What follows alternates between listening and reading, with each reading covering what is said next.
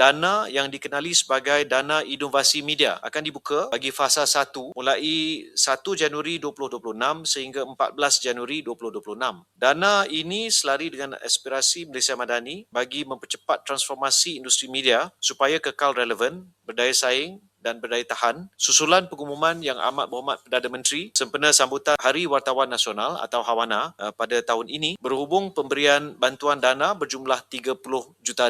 Dana ini menyasarkan untuk pertama menggalakkan penghasilan kandungan media yang kreatif, interaktif dan berimpak tinggi. Kedua, memperkasa kompetensi pengamal media melalui latihan. Ketiga, menyokong transformasi industri media melalui pembangunan projek inovatif merangkumi aspek kandungan, teknologi media dan strategi digital. Serta keempat, memperkukuh daya saing organisasi media dalam menyampaikan maklumat yang tepat, relevan dan bermanfaat kepada rakyat. Bagi memastikan penyaluran dana ini dilaksana secara berintegriti dan berkesan, syarat kelayakan pemohon adalah seperti berikut. Pertama, syarikat atau organisasi media tempatan. Dan kedua, berdaftar dengan Jabatan Penerangan Malaysia serta kaki tangan merupakan pemegang kad perakuan media yang aktif. Dana ini merangkumi 4 skop utama meliputi pertama, latihan kepada pekerja media yang mana syarikat atau organisasi media boleh memilih untuk melaksana penganjuran latihan dalaman atau in-house training atau menghantar pekerja media untuk mengikuti kursus dan latihan yang dianjur oleh pihak luar atau kedua-dua pilihan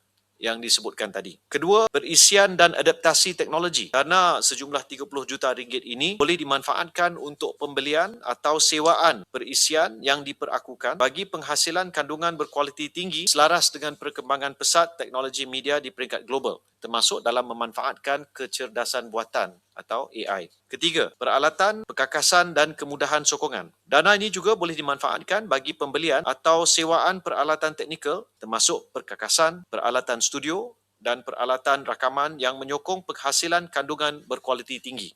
Dan yang terakhir, penyelidikan dan pembangunan atau research and development, penghasilan kandungan. Dana inovasi media ini turut menyokong aktiviti R&D termasuk adaptasi teknologi kecerdasan buatan dan inovasi digital terkini. Untuk maklumat lanjut, rakan-rakan media boleh memuat turun dokumen dan borang permohonan melalui laman web www.komunikasi.gov.my bermula 1 Januari 2026. Sekiranya ada keperluan, maka fasa seterusnya akan diumumkan kelak.